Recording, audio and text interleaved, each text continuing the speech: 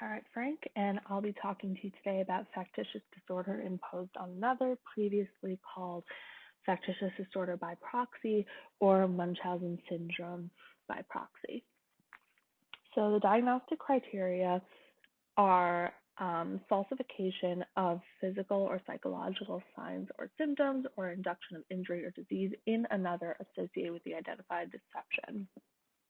The individual presents another individual, the victim, as others too ill, impaired, or injured. This is important to note because there are two quote-unquote players in this disorder. There's the perpetrator and the victim, and as you can see later, the perpetrator, not the victim, receives this diagnosis. So when I refer to the patient, I'll be referring to the perpetrator. The deceptive behavior is evident even in the absence of obvious external rewards, and the behavior is not better explained by another mental disorder, such as delusional disorder or another psychotic disorder. The diagnostician is also supposed to specify if this is a single episode or recurrent episodes, which I'll go into more later.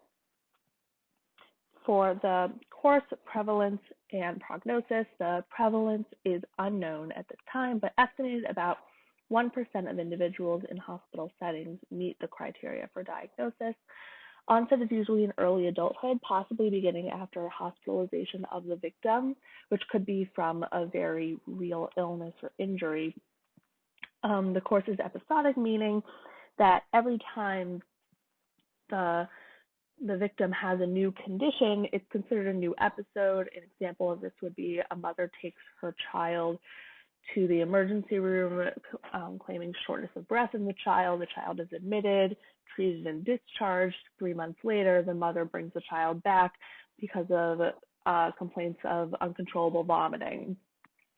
So that would be two different episodes.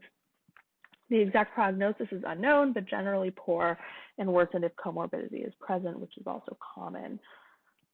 For the cultural considerations, mothers are significantly more commonly diagnosed than fathers are, and usually the victims are children.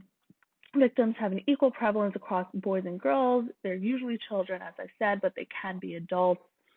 Patients commonly work in healthcare. Patients meaning the perpetrators. Again, mean age of onset is 27.6 years old. Not much else is known, including information on race and ethnicity.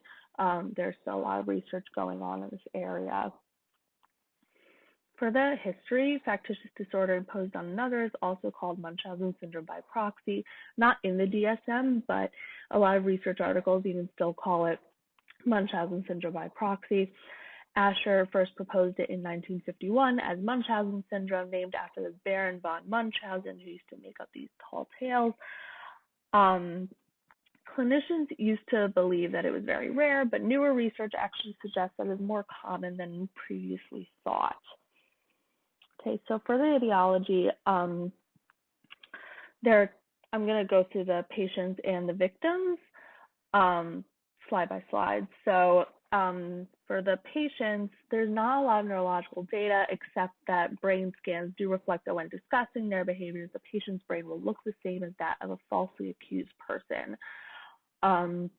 individual, rather than one who is guilty of committing crimes, which is interesting. The patients will tend to have insecure attachment based on the object relations theory, which is that the patient did not receive the relationship they needed from their parents, so they sought it somewhere else or made it up. For the victims, this could happen to anybody, again, because the diagnosis is for the perpetrator, not the victim, but the etiology here is more ways of identifying it. It's common to have unexplained severe illnesses, including bleeding, seizures, apnea, unexplained unconsciousness, diarrhea, vomiting, fever, rashes, severe allergies or asthma, feeding and eating disorders, and unexplained pain, tolerance to painful procedures. So this could be like any painful procedure going on in the hospital. The child will kind of have a flat affect. They won't mind having a painful procedure. Frequent hospitalizations, failure to thrive, and frequent school absences as they get older. Continued from the previous slide. For the patients, they're commonly healthcare workers, as I said before. Common to have marital problems if the patient is married. Again, criminal records also is very common. Psychiatric comorbidities include many personality disorders, including antisocial, borderline, avoidant, narcissistic, and more. Also eating disorders, anxiety, depression, other factitious disorders, including factitious disorder imposed on self, malingering, and repeated episodes of self-harm or pathological lying. For the victims, they tend to thrive in the absence of the caregiver, and their behavior and medical presentation is inconsistent with caregiver reports. So the caregiver may say the child is less socially aware or developed or mature than doctors and other individuals will see that they really are. For assessment, there's no clear standard diagnostic measure. Currently, diagnosticians will take patient history, but not just from the patient. They'll look at third-party sources such as social media, medical records, speaking to other people involved in the case, etc. There was a separation test previously used, which was basically they would separate the child from the parent and see if the symptoms were still there. But that basically was negated because it was more of an after-the-fact diagnosis. You had to already remove the child, and the child was already very affected by their parents' behaviors. There is an argument for an interrelated multidimensional diagnosis because there's so many different options for a diagnosis in the case of a very sick child. So they're still working on finding a valid measure for that. Sorry, sometimes my computer decides to not change slides.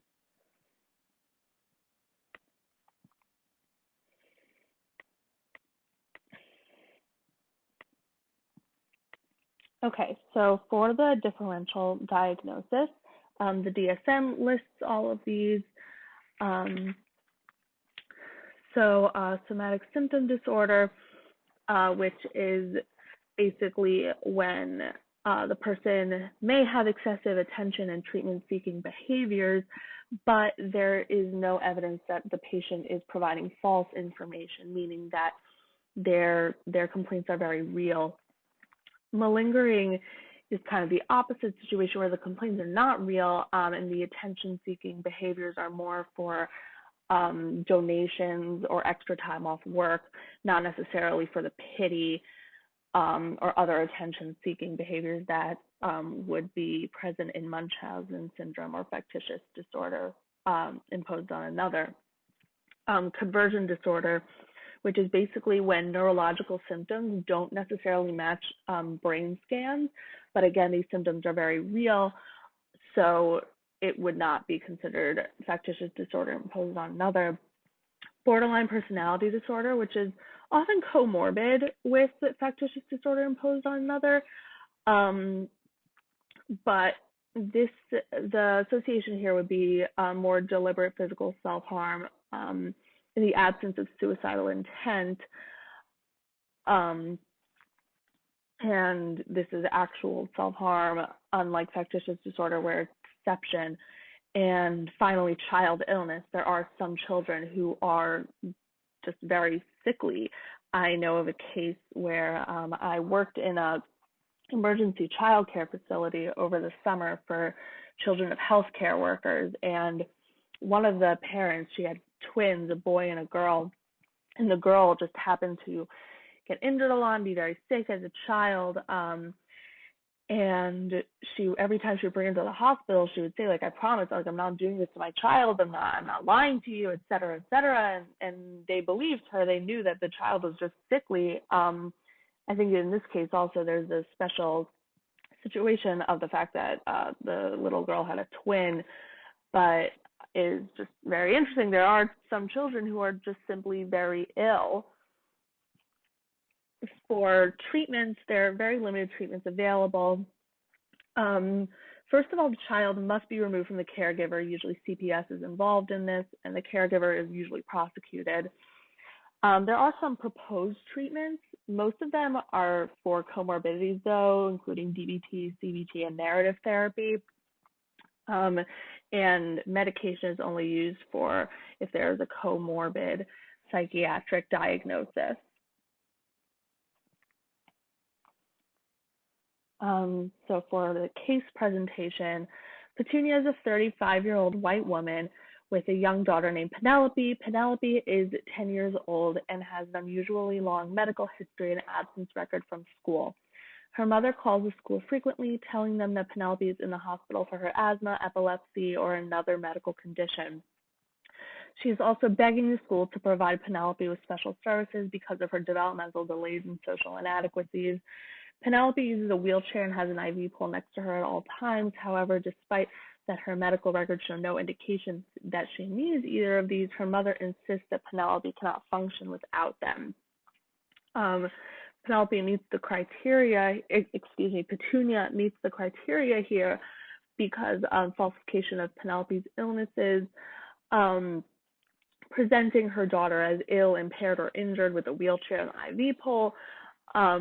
The deceptive behavior is evident even in the absence of obvious external rewards. She's calling the school begging for these services. The school is not necessarily giving them to her, and there are no other obvious external rewards mentioned.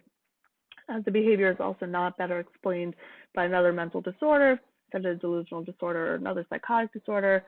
Again, this does not exclude the possibility of comorbidities mentioned earlier, but this specific behavior is not better explained. And this would be at least recurrent, this would be a recurrent episode situation. And here are my references. Thank you so much for listening. If you have any questions, please mention them in the discussion board, and I'm really looking forward to hearing your thoughts.